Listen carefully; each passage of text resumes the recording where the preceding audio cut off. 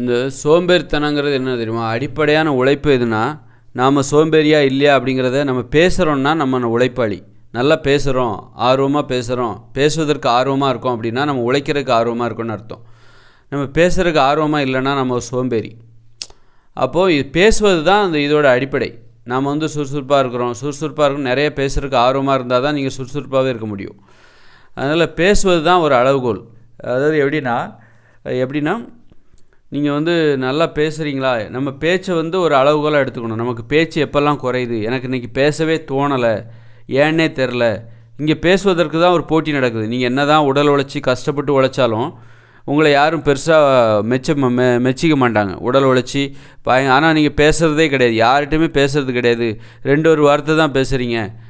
ஆனால் நல்லா உடல் உழைக்கிறீங்க அப்படின்னா உங்களுக்கு அதை விட ஒருத்தர் குறைவாக உழைக்கிறாரு, உடல் உழைக்கிறாரு, ஆனால் நிறைய பேசுகிறாரு, நிறைய சுவாரஸ்யமாக பேசுகிறாரு, வெளிப்படையாக பேசுகிறாரு, பேசுவதில் ரொம்ப ஆர்வமாக இருக்கார், ஆனால் உடல் உழைப்பு கொஞ்சமாக தான் இருக்குது அப்படின்னா அவருக்கு ரொம்ப புகழ் கிடைக்கும்.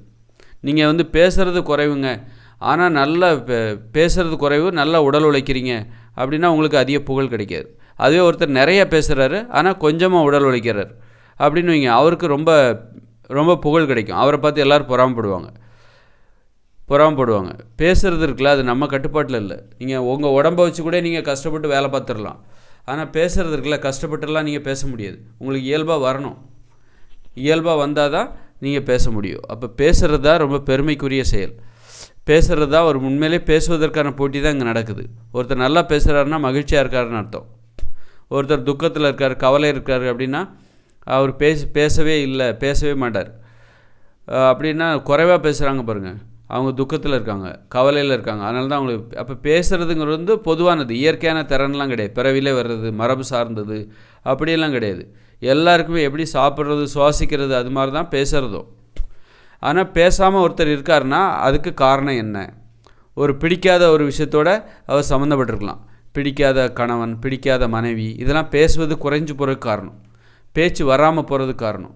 பேச்சே வராது. பிடிக்காத மனைவிகிட்ட பிடிக்காத ஒரு மனைவி இருக்காங்கன்னு வச்சுக்கோங்க, பிடிக்கவே இல்லை, பிடிக்காதவங்களை அவங்க அப்பா அம்மா கல்யாணம் பண்ணி வச்சுட்டாங்க, பிடிக்காத ஒரு கணவனை அவங்களுக்கு கல்யாணம் பண்ணி வச்சுட்டாங்க அப்படின்னா உங்களுக்கு பேச்சே வராது. அதுபோல் இன்னொன்று, இந்த பேச்சு ஏன் குறைஞ்சி போகுது, அப்போ பேசுவதை தூண்டணும், ஏன் பேச்சு எனக்கு வரமாட்டேங்குது அப்படின்னு ஆராய்ந்தால் பேசுவதற்காக உனக்குள்ளே இருக்கிற எல்லா தடைகளையும் நீ நீக்கிடலாம். எனக்கு பேசுகிறது ரொம்ப முக்கியம், ஒரு வாட்டி தான் நான் பிறக்கிறேன், இந்த இதில் நான் பேசியே ஆகணும், அதுக்கு என்ன தடைகள்? இந்த மாதிரி உன் மனைவி உனக்கு பிடிக்கலப்பா, அல்லது உன் கணவன் உனக்கு பிடிக்கலை அப்படின்னா இவங்கள விட்டு நீ விலகினா மட்டும்தான் நீ பேச முடியும். உனக்கு பேச்சு வரும், வாயில் பேச்சு வரும், இல்லைன்னா வராது. அந்த பேசுகிறங்கிற ஆர்வம் தான் வாழணுங்கிற ஆர்வம். உனக்கு பிடிக்காதவங்களை கல்யாணம் வச்சுட்டா நமக்கு வாழணுங்கிற ஆர்வமே போயிடும். அதுபோல் தான் நம்ம பிடிக்காதவங்களை கல்யாணம் பண்ணும்போது வாழணுங்கிற ஆர்வமே போயிடும். பிடிக்காதவங்களை கல்யாணம் பண்ணுவது, பேசணுங்கிற ஆர்வம் எந்த அளவுக்கு இருக்கோ அந்த அளவுக்கு அவங்ககிட்ட வாழணுங்கிற ஆர்வம் இருக்குது அப்படின்னு அர்த்தம். அப்படி இருக்கும்போது நம்ம பேசலைன்னு வச்சுக்கோங்களேன், அது ஒரு அவமானம். அது ஒரு அவமானமாக தான் நினைப்பாங்க. இவர் பேசவே மாட்டார், அமைதியாக இருப்பார்னு ஒருத்தரை பார்த்து நம்ம சொல்கிறோன்னு வச்சுக்கோங்களேன், அது அவர் பெருமையாலாம் எடுத்துக்க மாட்டார், அவமானமாக தான் எடுத்துப்பாங்க. அதனால் பேசுகிறவங்க எப்பவும் பெருமையாக இருப்பாங்க, ஜாலியாக இருப்பாங்க. அவங்கள நிறைய பேசாதவங்க தனிமையை விரும்புவாங்க, மனிதர்களே விரும்ப மாட்டாங்க. பேசும்போது தான் நமக்கு மனிதர்களை நம்ம விரும்புவோம், தனிமையை நம்ம விரும்ப மாட்டோம். யாராவது நமக்கு 4 பேர் வேணும்னு நினைப்போம். அதனால் பேசுவதற்கு என்ன தடை? பேசுவது என்பது அனைவருக்கும் பொதுவானது. இவர் பேசுவார், இவங்க பேச மாட்டாங்க, இவங்களுக்கு அப்படிலாம் கிடையாது. பேசுவது என்பது இயற்கையான அதெல்லாம் கிடையாது. பேசுவதற்கு எல்லாத்துக்கும் இருக்கிற சுவாசிப்பது போல தான் பேசுவதும். வாழ்க்கை எல்லாத்துக்கும் வாழணுங்கிற ஆசை எல்லாத்துக்கும் இருக்குல்ல, அப்போ பேசணுங்கிற ஆசையும் எல்லாத்துக்கும் இருக்குது. வாழணுங்கிறது எல்லாத்துக்கும் நியாயமான ஒன்று தானே, எல்லோரும் வாழ்ந்தாகணும்ல, அப்போ எல்லோரும் பேசி ஆகணும்ல. அப்போ பேசுவதற்கு என்ன தடைன்னா, இந்த மாதிரி பிடிக்காத கல்யாணம், பிடிக்காத ஒரு வாழ்க்கை, பிடிக்காதது ஒரு தொழில். நீங்கள் உங்கள் தொழில் உங்களுக்கு பிடிக்கவே இல்லைன்னா அப்போ உங்கள் பேச்சு குறைஞ்சிரும். உங்கள் தொழில் உனக்கு பிடிச்சிருக்கணும். இப்போ இதை நான் பேசிகிட்டு இருக்கேன் அப்படின்னா இதுதான் என்னுடைய தொழில்னு வச்சுக்கோங்க. இதுதானே என்னுடைய தொழிலாக இருக்க முடியும் இந்த உலகத்தில். பாருங்க, நான் இது காலையில் 3 மணிக்கு 2:30க்கு எழுந்திரிச்சேன். காலையில் அதிகாலையில் 2:30க்கு எழுந்திரிச்சேன். இப்போ நான் உட்காந்து பேசிகிட்டு இருக்கேன், கரண்ட் போயிடுச்சு, இப்போ பின்னாடி மழை வந்துச்சு, மணி 4 ஆகுது, 4 மணி வரைக்கும் நான் பேசிகிட்டு இருக்கேன், பின்னாடி மழை பெய்யுது. இருந்தாலும் இந்த மொபைலில் டார்ச் லைட்டை ஆன் பண்ணிவிட்டு நான் பேசிகிட்டு இருக்கேன். இது எனக்கு பிடிச்சிருக்கு, அதனால தான் நான் இந்த மாதிரி பேசுகிறேன். அதனால் பிடிச்ச விஷயத்தோடு நீங்கள் உங்களை பிடிச்ச தொழிலை செஞ்சால் மட்டும்தான் உங்களுக்கு பேச்சு வரும். அப்புறம் பிடித்தவங்கள கல்யாணம் பண்ணணும், பிடித்த நண்பர்கள், உங்களை குறை சொல்கிறவங்க அவங்களோட இருந்தீங்கன்னா உங்களுக்கு பேச்சு வராது, சண்டை தான் வரும். பேசுவதற்கு தடையாக இருக்கும்போது தான் அந்த சண்டை போட்டு நான் பேசும்போது ஏன் எதிர்த்து பேசுகிறேன், ஏன் குறை சொல்கிற அப்படிங்கும்போது நம்ம சண்டை வரும். என் வாழ்க்கையை ஏன் குறை சொல்கிறாங்கும்போது சண்டை வரும். அதனால் சண்டை போடாத அந்த குறை சொல்லாத உறவு, பாராட்டுகிற உறவு, நாம் நல்லா இருக்கணும்னு நினைக்கிற உறவு, நமது முன்னேற்றத்திற்கு உதவியாக இருக்கிற உறவு. அதுபோல் உணவு கட்டுப்பாடு ரொம்ப முக்கியம். வெறும் உறவு முறை மட்டும் போதாது, உணவு கட்டுப்பாடு. தகாத உணவு, இப்போ அரிசி கேழ்வரகு உணவுகள்லாம் சாப்பிட்டீங்கன்னு வச்சுங்க, உங்களுக்கு பேச்சே வராது, தூக்கம்தான் வரும். பாருங்கள், மனிதர்கள் எல்லாருமே பார்த்தீங்கன்னா யாருமே பேச மாட்டேன்றாங்க பாருங்கள். எல்லோரும் ஏதோ கடமைக்கு பேசிட்டு தனிமையில் தான் இருக்காங்க. குடும்பமாக இருக்காங்க, ஆனால் தனியாக இருக்காங்க. குடும்பத்துக்குள்ளே எல்லோரும் தனித்தனியாக இருக்காங்க. பேசணுங்கிற ஆர்வமே இல்லை. காரணம் இந்த சாப்பாடு, சோறு இதெல்லாம் சாப்பிட்டீங்கன்னு வச்சுங்க, பேச்சே வராது. மாமிசம், மீன், முட்டை, தயிர், மோர், பால், வெண்ணெய், நெய், சோறு, அரிசி, கேழ்வரகு, கோதுமை இதெல்லாம் சாப்பிட்டா பேச்சே வராது. இப்போ பேசுகிறேன்னா நான் உணவு கட்டுப்பாடு கடைப்பிடிக்கிறேன், அதனால தான் நான் பேசிகிட்டு இருக்கேன். காலையில் 2 மணிக்கு எழுந்திரிச்சி இப்போ நான் 4 மணி வரைக்கும் பேசிகிட்டே இருக்கேன். காலையில் இன்னும் பார்த்திங்கன்னா ஒரு 7-8 மணி வரைக்கும் நான் வீடியோ போட்டு டெய்லி ஒரு 3-4 மணி நேரம் வீடியோ போடுவேன். போட்டு 4 மணி நேரம் நான் பேசிகிட்டே இருப்பேன். அப்போ பேசணுங்கிற ஆர்வத்துக்கு என்ன காரணம், அந்த பேச்சு வர்றதுக்கு என்ன காரணம்? சும்மா ஆர்வம் வந்துட்டு நம்ம பேசி உட்காந்துட்டா வந்துடுமா? பாயிண்ட்ஸ் வரணும். நம்ம ஒரு விஷயத்த பேசுகிறோம் அப்படின்னா அந்த பாயிண்ட்டை எடுத்து பேசணும். அந்த பாயிண்ட்டுங்கிற தானாக வரணும். அது வர்றதுக்கு என்ன காரணம்? நான் உணவு கட்டுப்பாடு கடைப்பிடிக்கிறேன். நான் சோத்தை சாப்பிட்டேன்னு வச்சுங்க, சோறு, இட்லி, பூரி, பொங்கல், தோசைன்னு சாப்பிட்டேன்னு வச்சுங்க, எனக்கு பேச்சு வராது. நான் பேசணுங்கிற ஆர்வத்தில் எனக்கு இருக்கிற தடைகளை ஆராயும் போது தான் இந்த உணவுகள் தான் இதற்கு தடை, இந்த உணவுகளை சாப்பிட்டா நமக்கு பேச்சு வராது. நான் பாட்டுக்கு படுத்து தூங்கிட்டு இருப்பேன் நேரம், சோம்பேறியா, கடினமாக உழைக்க மாட்டேன், நம்பிக்கையோடு உழைக்க மாட்டேன். அப்போ இந்த இதனால தான் நான் இதெல்லாம் சாப்பிடாதீங்கன்னு நான் சொல்கிறேன். பேசுவதற்கு தடையாக இருக்கக்கூடியது, பேசுகிறது தான் பெருமை. நான் அந்த வேலை பார்க்குறேன், நான் 1 லட்சம் சம்பாதிக்கிறேன், இதெல்லாம் இப்போ இதெல்லாம் எல்லாத்தையும் விட ஒருத்தர் நிறைய பேசுகிறாருன்னு வச்சுங்க, அது அவங்கள தான் ரொம்ப பொறாமையாக பார்ப்பாங்க, பெருமையாக பார்ப்பாங்க. அதுதான் பெருமை, பேசுகிறது தான் பெருமை. அவங்க தான் மகிழ்ச்சியாக இருக்காங்க. அப்போ அதற்கு தடையாக இருக்கக்கூடியது இந்த உணவுகள். இந்த அரிசி, கேழ்வரகு, கோதுமை, மாமிசம், மீன், முட்டை, தயிர், மோர், பால், வெண்ணெய் இதெல்லாம் சாப்பிட்டிங்கன்னா உங்களுக்கு பேச்சு வராது. அதனால தான் இன்றைக்கி பாருங்கள், எல்லோரும் தனியாக இருக்காங்க, தனிமையை விரும்புகிறாங்க. மற்றவங்கள மனித உறவுகளே விரும்புறதில்ல, நட்பை விரும்புறதில்ல. பேசுகிறதுக்கே கூச்சப்படுறாங்க, பேசுகிறதுக்கே தயங்குறாங்க, பேசுகிறதுலேருந்து ஒளியிறாங்க, பேசுவதற்கான வாய்ப்புகள்லேருந்து ஒளியிறாங்க.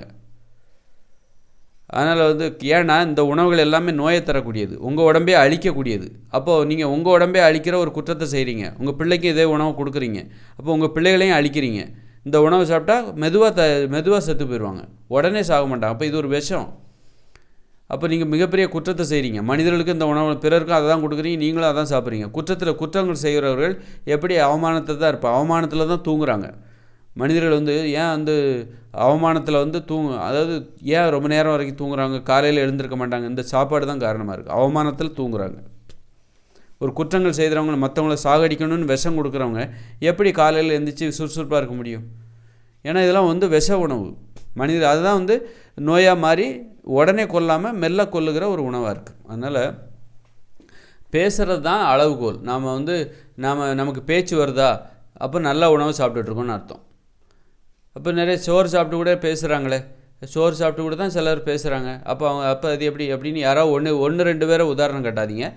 அவங்க பேசுகிற பேச்சு ஃபுல்லாக அழிவை நோக்கியதாக இருக்கும். இப்போ நான் பேசுகிறேன், இதில் ஏதாவது வன்முறை இருக்கா, ஏதாவது அழிவை நோக்கி உங்களை அழிவுக்கு அழைத்து செல்கிற ஒரு ஏதாவது இருக்கா? எதுவுமே இல்லை. ஆபாசம் இல்லை, வன்முறை இல்லை. உங்களை நான் அழிவை நோக்கி அழைத்து செல்லலை, ஆரோக்கியத்தை நோக்கி தான் அழைத்து செல்கிறேன். ஒரு அமைதியை நோக்கி தான் உங்கள்கிட்ட நான் வலியுறுத்துகிறேன். அப்போ என் பேச்சு, அதனால தான் நம்ம வீடியோ அதிகமாக பார்க்குறதில்ல. இப்போ சோறு சாப்பிட்டு கூட நிறைய பேசுகிறவங்க இருக்காங்கன்னா அவங்க பேச்செல்லாம் அழிவை நோக்கியதாக இருக்கும். அதில் ஏகப்பட்ட வன்முறை இருக்கும், அடிமைத்தனம் இருக்கும், ஆபாசம் இருக்கலாம். இந்த மாதிரி நீங்கள் அந்த சோத்தை சாப்பிட்டு பேசணும்னு நினச்சா அதில் ஏகப்பட்ட அழிவு தான் இருக்கும். இன்றைக்கி ஏன் மனிதர்கள் பேசுவதை நிறுத்துகிறாங்கன்னா, பேசுனா சண்டை வருது, அதனால தான் இன்றைக்கி பேசுவதை நிறுத்தி விடுகிறார்கள். பேசுனா பிரச்சனை வருது. ஒரு வீட்டுக்குள்ளே பார்த்தீங்கன்னா பேச மாட்டாங்க, பேசுனா பிரச்சனை வரும், தப்பான புரிதல்கள் வரும், குழப்பம் வரும், அப்போ பிரிஞ்சு இருந்துருவாங்க. பேசாமல் ஒன்றா இருந்துட்டு போயிடலாம், பேசி சண்டை போட்டு பிரியறதுக்கு பதிலாக பேசாமல் ஒன்றா இருந்துடலாம், அந்த ஒற்றுமையாவது நமக்கு கிடைக்குதே. ஒருத்தர் பார்த்துக்காம கூட இருக்காங்க, வீட்டில் இருக்காங்களே தவிர யாரையும் பார்த்துக்க மாட்டாங்க, ஆனால் ஒன்றா இருக்காங்க. ஒன்றா இருக்கிறது ஒரு சந்தோஷம். பேசுவதற்கு வாய்ப்பு இல்லை. ஏன்னா இவங்க சாப்பிட்ற சாப்பாடெல்லாம் அரிசி, கேழ்வரகு, கோதுமை, மாமிசம், மீன், முட்டை, தயிர், மோர், பால், வெண்ணெய், நெய், டீ, காஃபி இந்த மாதிரி குடிக்கிறாங்க, இந்த மாதிரி சாப்பிட்றாங்க. இதை சாப்பிட்டா நீ பேசுனா அது உன் பேச்சில் அழிவு தான் இருக்கும், உன் பேச்சில் வன்முறை தான் இருக்கும். என்ன ஆகும் அப்படின்னா சண்டை தான் வரும். அதனால் பேசி பிரியறதுக்கு பதிலாக பேசணுங்கிற ஆர்வம் போயிட்டு பேசி பிரியறதுக்கு பதிலாக அழிவை ஏற்படுத்துகிற அந்த பேச்சை பேசி பிரியறதுக்கு பதிலாக பேசாமல் ஒருத்தர் பார்த்துக்காமல் நம்ம ஒன்றா இருக்கலாம்ல ஒரு வீட்டில் அப்படின்னு தான் இப்போ இருக்கிறாங்க. அதனால் பேசுவது தான் அளவுகோல். உங்கள் பேச்சு குறையுதா, அதற்கு என்ன காரணம்? பேசுவது எல்லாருக்கும் உரிமை, பேசணுங்கிற ஆசை எல்லாருக்கும் பொதுவானது. ஆனால் பேச மாட்டேங்கிறீங்க, பேசுவதற்கான ஆர்வம் குறையுது, பேச்சு வரமாட்டேங்குதுன்னா அது உங்களுக்கு பிடிக்காத தொழில், பிடிக்காத ஊரில் வசிக்கலாம். உங்களுக்கு கிராமம் பிடிக்குது, ஆனால் சென்னையில் தான் வசிக்கிறீங்க அப்படின்னா அப்போ கூட பேச்சு வராது. அப்போ சென்னையில் இருக்கவங்க கூட பேசுகிறாங்களா, அந்த பேச்சில் அழிவு இருக்கும். அழிவை நோக்கி போகிற ஒரு ஆர்வம் இருக்கும். அவங்க தான் சிலர் ஒரு அழிவை நோக்கி போவாங்கள்ல. இப்போ என்ன மாதிரி மென்மையான ஆட்கள்லாம் சென்னையில் போய் வாழ்ந்தான்னு வச்சுக்கோங்க, பேசணுங்கிற ஆர்வமே வராது. நான் ஒரு ஆக்கப்பூர்வமான ஒரு ஆள், அழிவை விரும்பாத ஒரு ஆள், நோய்களை விரும்பாத ஒரு ஆள், வன்முறைகளை, அமைதியை விரும்புகிற ஒரு ஆள். அப்போ நான் என்ன போய் சென்னையில் விட்டால் எனக்கு பேசவே எனக்கு பிடிக்காதுங்க, வாழவே பிடிக்காதாங்க. அப்போ நான் ஒரு கிராமத்தில், ஒரு சிறு நகரம் அல்லது ஒரு கிராமத்தில் இருந்தால் தான் நான் நல்லா பேச முடியும், எனக்கு பேச்சே வரும். அப்போ வாழுகிற இடம் ரொம்ப முக்கியம். தொழில் பிடித்த தொழிலாக இருக்கணும், பிடித்த உறவினர்கள், பிடித்த மனைவி, பிடித்த கணவன், இப்படி பிடித்த வீடு. ஒரு வாடகை வீட்டில் இருக்கீங்க அப்படின்னா நான் இந்த மாதிரி பேச முடியுமா? நைட்டு 4 மணிக்கு இந்த மாதிரி உட்காந்து பேச முடியுமா? வாடகை என்னப்பா பேசிகிட்டே இருக்க, தொல்லை பண்ணுற அப்படிம்பார். சத்தம் கேட்குதுங்க, என்ன பண்ணிகிட்ருக்க அப்படின்னு கேட்பார் அவருக்கு. அப்போ நான் பேச முடியாதுல்ல. அப்போது உங்கள் வீடு உங்களுக்கு சுதந்திரம் தருவதாக இருக்க வேண்டும். பக்கத்தில் ரொம்ப நெருக்கமாக வீடு இல்லாமல் கொஞ்சம் தனியாக இருக்கணும். அப்போ தான் பேச்செல்லாம் வரும். இப்படி பேசுவதற்கு நிறைய தூண்டுதல் காரணம் இருக்குது. அந்த காரணத்தை நம்ம என்ன பண்ணுறோம், அதை ஆராய்ந்து பார்த்து உணவை மாற்றி ஆகணும், உங்கள் தொழிலை மாற்றி ஆகணும். பேச்சு வரலன்னா உணவு மேலே சந்தேகப்படுங்க. அந்த உணவு தான் ஏதோ ஒரு காரணம், உணவை மாற்றுங்க. உணவு மாற்றியாச்சு, அப்போ ஏன் பேச்சு வரல?